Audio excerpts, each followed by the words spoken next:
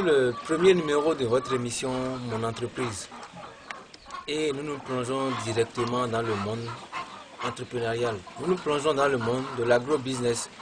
Et nous allons recevoir pour vous ce matin le promoteur de l'entreprise de la poule aux œufs d'or, qui nous parle même de comment est-ce que son entreprise évolue, de comment est-ce qu'il fait ses activités, et il nous parlera également des activités phares ou du produit phare qu'il met sur le marché actuellement. Continuez par nous regarder et nous allons quand même vous présenter cette émission avec mon cher ami. Il va aussi faire un clin d'œil à mon cadre Benjamin. Et cher invité, bonjour. Bonjour. Veuillez vous présenter à nos téléspectateurs. Ok, ici c'est Yeyi Agemo Nicolas. Je suis le promoteur de la ferme La Poule aux œufs d'or. Okay. La poule aux œufs d'or. Oui. C'est la poule aux œufs d'or qu'on voyait à l'OTB. Non, c'est la poule aux œufs d'or de M. Yeyi. Voilà, on a vu votre poulailler, on a vu les poules qui sont en train de pondre des œufs. On a également vu de l'autre côté des lapins que vous êtes en train d'élever. Parlez-nous un peu de comment est-ce que vous êtes arrivé à créer cette entreprise. Okay, de l'historique en quelque sorte. Ok, merci cher ami. Et moi, après avoir obtenu le bac et après avoir fait partie des gens qui ont fait le service militaire première promotion en 2007, c'est depuis ce temps-là que les agents de l'ANPE étaient venus nous entretenir à Bembereke. De là, ils nous posaient les questions de savoir qu'est-ce que nous savons faire de façon pratique. Et aucun d'entre nous ne pouvait répondre à cette question. Comme il le fallait. Oui. Et ils nous disaient, nous qui avions le bac ABCD, on ne peut que passer les concours, enseignement, impôts, douane, trésor, etc. C'est de là que mon retour de ce service militaire, que j'ai commencé à avoir des idées qui m'ont conduit vers le lapin. Et en 2009, j'ai commencé l'activité du lapin et ça évolue progressivement jusqu'à ce que j'ai fait même ma maîtrise sur ça. Donc sur le lapin, je maîtrise tout ce qui entoure le lapin. Donc si on veut compter dans la commune d'Ajoum, les grands producteurs du lapin, je fais partie. Voilà. Et ça fait un peu longtemps que vous avez commencé par Oui, j'ai commencé, du lapin. oui, depuis 2009. Voilà. Donc cette année, quand vous voyez aujourd'hui les poulaillers, ce bâtiment, j'avais construit ce bâtiment, c'est sous ce bâtiment que je levais les lapins. Mais cette année, en 2019-2020, où le système, parce qu'auparavant, le jargon de l'entrepreneur disait qu'on peut créer son entreprise à 0 francs. Voilà, on va revenir en détail sur ce sujet. Ok, d'accord. Donc c'est depuis ce temps-là que, de l'autre côté, je vais jobber dans le côté de l'État comme agent vacataire. Et c'est ça qui m'a donné les moyens pour créer ce que j'ai envie de faire.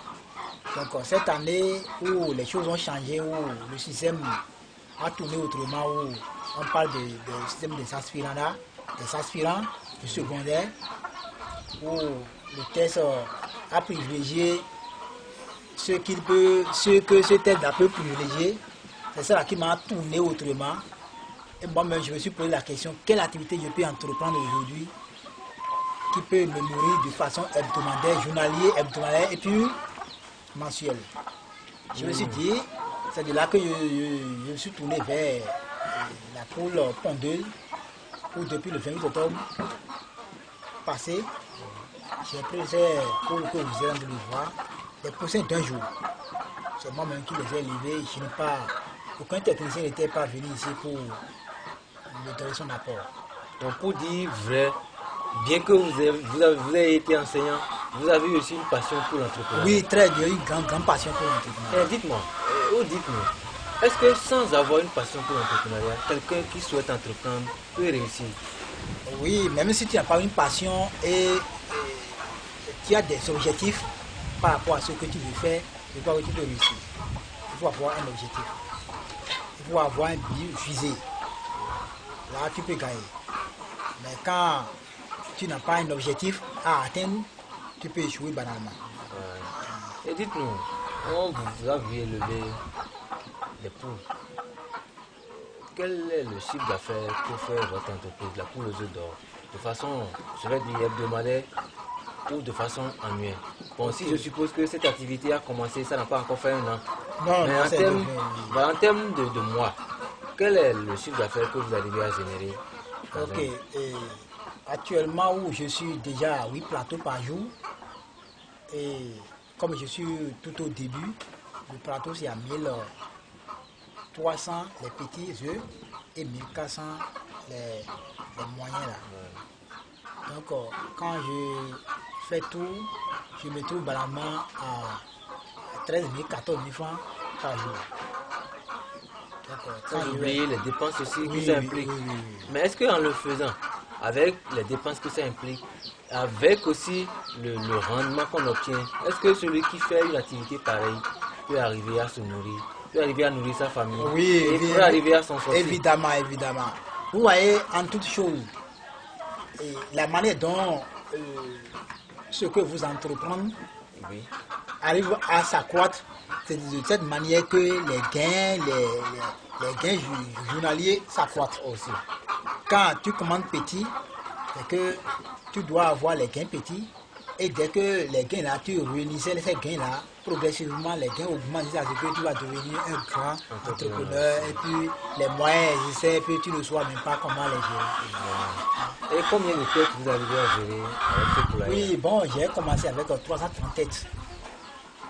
Et jusqu'à l'âge des pontes, je n'ai pas encore eu de problème. Si ce n'est pas qu'au début des pontes, là où une poule a eu ma information des œufs, et ça c'est parti, je vois que jusqu'à l'heure où nous sommes maintenant, je n'ai pas encore eu de tête. Et en termes d'entrepreneuriat, en termes d'idées où il faut entreprendre, vous avez eu des partenaires qui vous ont financé pour ceci? Pour les lapins, vous avez des partenaires. Comment est-ce que vous avez pu faire également? Ok, je n'ai pas de partenaire. Mais si je souhaiterais, si je peux en avoir, ça me ferait un grand plaisir. C'est suite à mes propres efforts que je suis venu à là où je suis. Et je vous avais dit au départ que j'étais dans la vacation.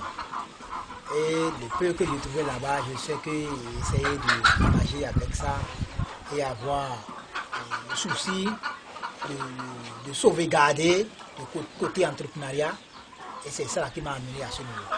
Ok, selon vous, entreprendre, c'est facile, c'est difficile, qu'est-ce qu'on peut dire réellement? Bon, entreprendre, ce n'est pas facile, ce n'est plus encore difficile, à moins que si on s'y met. Quand tu te donnes réellement ce que tu veux faire, je crois que tu vas voir que les choses se rendent plus faciles. Donc ce n'est ni facile ni difficile. L'essentiel c'est de se donner. C'est de se donner à ce qu'on fait.